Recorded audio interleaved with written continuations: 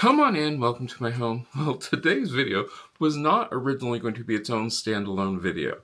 However, we're going to talk about sourdough starters, and after doing this for a little over a week, it needs to be its own video. Here's why.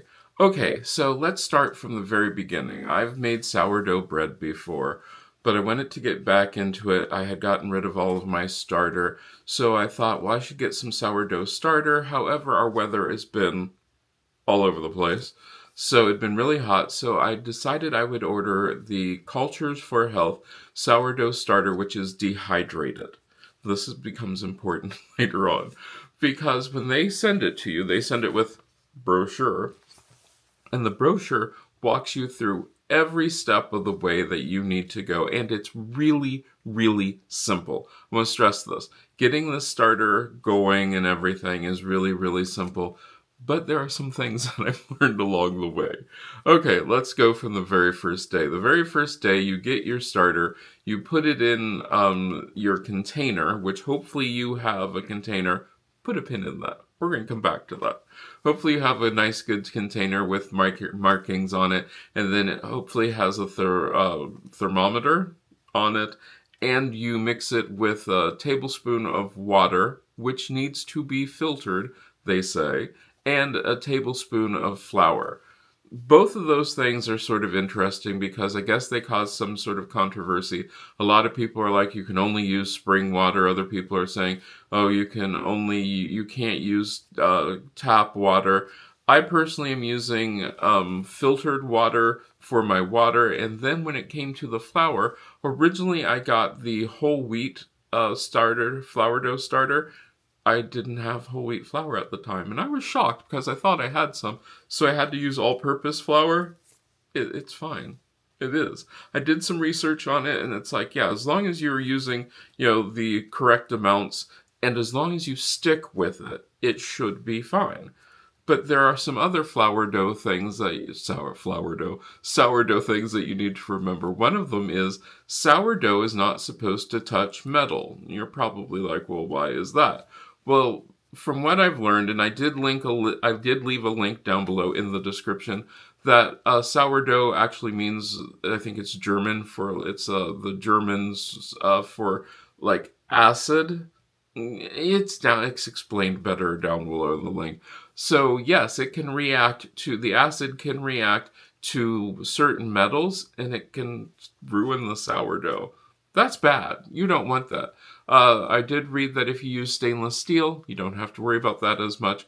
But yeah, I kept mine all in glass, and then the utensils that I used were either bamboo or silicone, that sort of thing. There are a couple times where you see me scraping the sourdough starter with the handle or the measuring cup, but we'll come back to that too. So I did my tablespoon, tablespoon, tablespoon. I have found that everything needs to be equal, and that makes it easy. So the first day, mix it up, put the cover over it.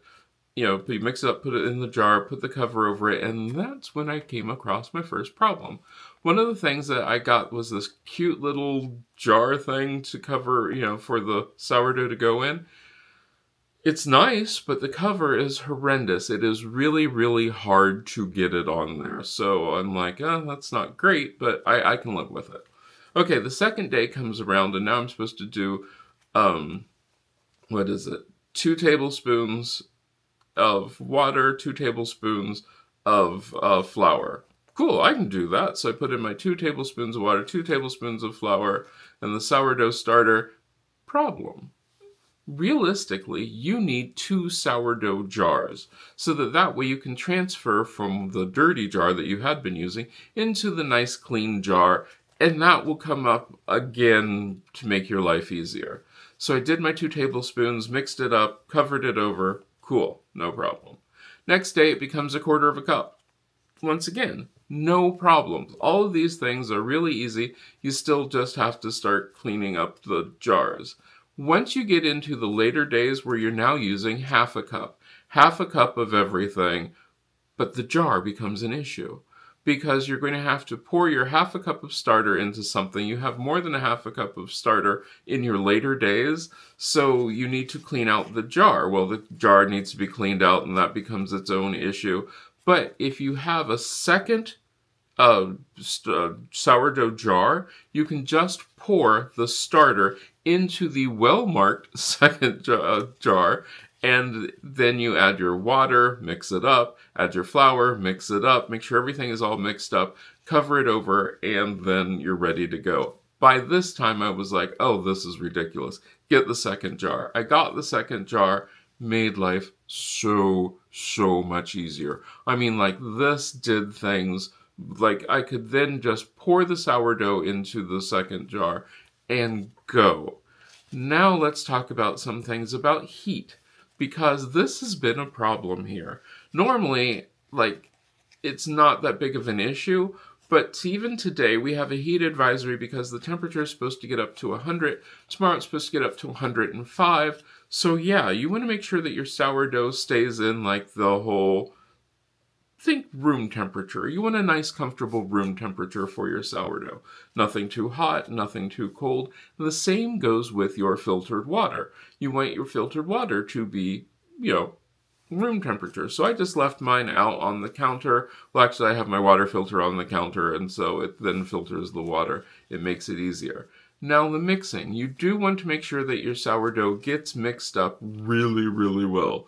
You don't want to have lumps of flour in there. Found that out. You don't want to have, you want to just make sure that it all gets like, think pancake batter. That's the best thing that I've read. So it was really easy to then mix it up. The longer spatulas work, I think, a little bit better. However, the bamboo spatula, for lack of better word, did really get down into the corners to make sure that you get everything out. Cleaning the jars can be its own issue because unless you are absolutely perfect and don't get any of the sourdough on the sides, the sourdough wants to stick like glue. It's basically like a paste. So yeah, that's why I'm saying get the second jar, because then you can soak that sourdough paste out that's still in the jar and then clean it, no problem, and everything goes really well. So then you go through, I think it's 3 to 5 days where you're doing half a cup of starter, half a cup of water, half a cup of flour. And at first I was started to measure this. I would use a scale, and then I was like, well, this seems like way more of a hassle than what it should have been. Because normally I would say, yes, by weighing everything, you were getting a much more precise thing. You have half of 5 grams of sifted flour and 5 grams of packed flour is still the same amount.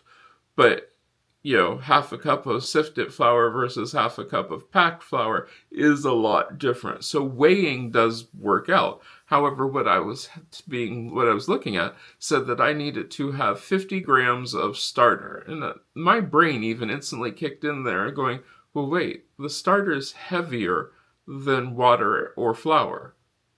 Yeah. So I went back to just the measuring cup. So using the measuring cup to add my water, using the measuring cup to add my flour. This became super easy to the point where I could do this first thing in the morning. And I tried to do it first thing each morning. They say you can go 12 hours. I went 24 hours, did it, got it all mixed up, put the cover on it, and that was it. It was that simple. So my sourdough starter is now all ready to go. And you can leave it on the counter, but you have to feed it like every day if you leave it on the counter. Or you can then put it in the refrigerator, and then you feed it like once a week. My goal originally was tomorrow I was going to bake the sourdough. That's not happening. It's going to be 100 degrees. So I will bake the sourdough over the weekend, but my sourdough is all ready. I will feed it. Am I going to put it into the refrigerator before I bake it? Probably not. We will keep this going as is. But yeah, so next week you will get to see sourdough bread made. But the sourdough starter, it really is easy. Like I said, my sourdough starter is from Cultures for Health. It has been amazing. The one thing that you should also see are bubbles. After you mix it up, you should see, the air bubbles from where the sourdough, the gases are coming from from the bacteria. I think it's bacteria. Well, coming from the sourdough yeah, I'm pretty sure it is, releasing gases into the water, into the food sourdough starter.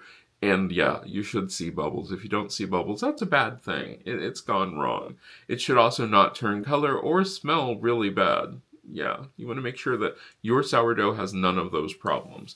If it doesn't, you're in pretty good shape. So yeah, tune in next week so that we can make sourdough bread. This should be really easy. If you have questions, hopefully I can find the answer for the sourdough bread, but I wanted to take you along so you could experience this whole sourdough starter thing with me and see what I've learned. And that's what I've learned. 2 jars, flour as long as you're consistent, well, room temperature, and then I used filtered water. You can decide, but yeah, and don't let metal touch it. It also depends upon how long the metal is touching it, but don't let metal touch it, basically. So yeah, if you have questions, let me know down in the comments. At this time, I'd like to thank these wonderful people who let me do strange things like start sourdough, and they're interested in it. If you want to become part of the Patreon family, or part of the channel members, where you get these videos early, and you get a weekly vlog where you get to see the behind the scenes of hearing about how I've learned about these things, you can join that. You can also like and share this video. That lets the YouTube algorithm know that, this video is worth watching and other people should see it. I hope you enjoyed this. I hope you tune in next week for actually making sourdough bread. I hope I get to see you again next time.